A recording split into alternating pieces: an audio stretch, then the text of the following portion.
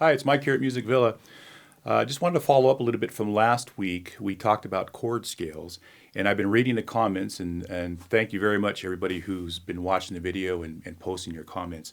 And I'm looking through some of those comments. I thought there's a couple things that you guys were asking about that I should clarify on last week's lesson. So I thought I'd take a couple of minutes just to go over some of those details. One of which was we talked about the 6 chords. We had the 1, 2, 3, 4, 5, 6. And then I had mentioned on the 7th degree of the scale, in this case, since we're in the key of G, that would be the F sharp, that it's this diminished triad. And we sort of set that aside, and I had said that we would use a dominant 5 chord, excuse me, when we play over that. So I want to show you what that is and how that works, and I think that'll clarify that for everybody. And then you can start using that when you're working through these. So the 7th degree of the key of G, G, A, B, C, D, E, F sharp. So if we play the chord tones of that F sharp, it's going to be every other note, which gives us F sharp, A, and C. That's your diminished triad. So we don't use the diminished triad like I was talking about, but what the diminished triad is the top half of the dominant 5 chord. In other words, if I play a D, which is the 5 chord, and I make it a D7th, I just take the root D and I lower it down to C. And you all recognize that shape as a D7th chord.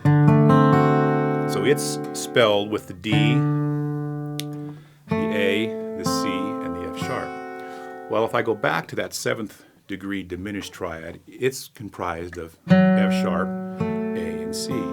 So if I take the F sharp here and I just raise it up an octave, goes right there, and look at that, that's your D7th chord. So I put the root of the 5 chord, or D, on the bottom. Now I have this F sharp diminished chord with the root on the bottom. It's a 5 dominant chord.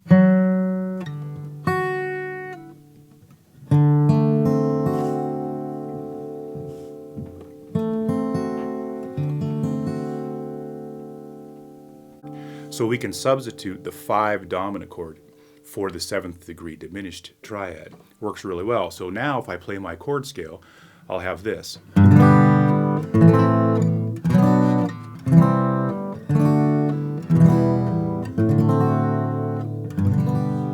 So whenever you get to the 7th chord, just play the dominant 5-7, and it accomplishes what you need, especially with the F sharp note now on top.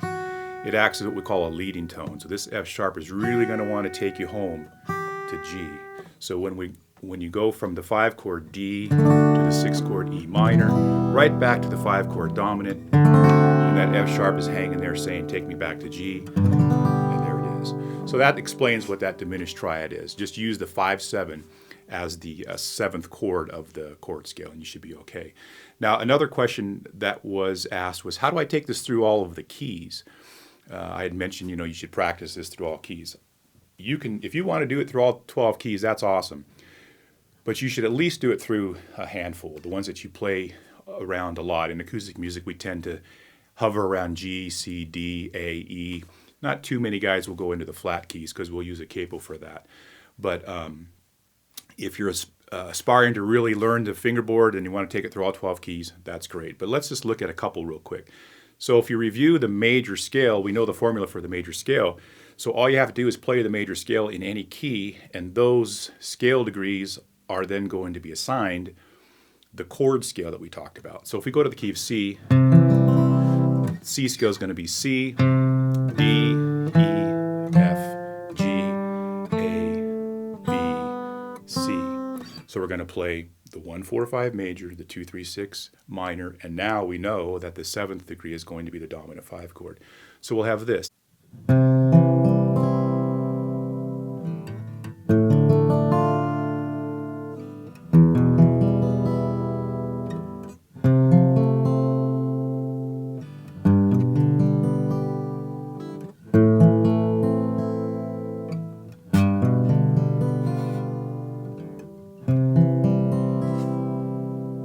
So that would be just taking the C scale, putting the right chord on the right note, and there's your chord scale. So let's take it to the key of D.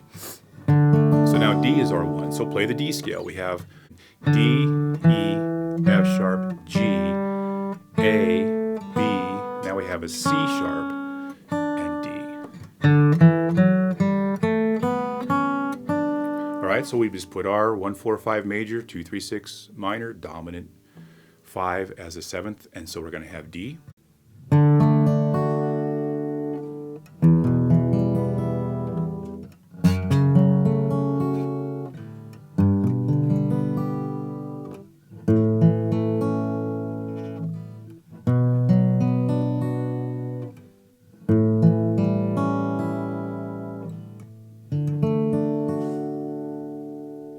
So there's your chord scale in the key of D. So just play your major scale, assign those appropriate chords to the degrees of the scale, and you can play your chord scale all day long, and you can take it through all your keys. I hope that clarifies that. I hope that makes sense.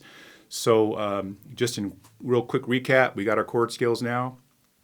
We understand now why the 7th degree, the diminished triad, can function as a dominant 5, and we can see how we can just play a major scale, assign the chords to the degrees of that scale, play it through any key, as I gave you the example of G, C, and D. I would tell you also, if you just just take some time and write out the scales, and then just assign the chords appropriately, you can create yourself just a little homework page of all the chords and all the keys, and be a great exercise to do.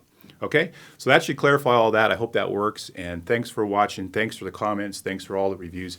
Keep those coming in. We appreciate your feedback, and this is Mike from Musicville. I'll see you next time.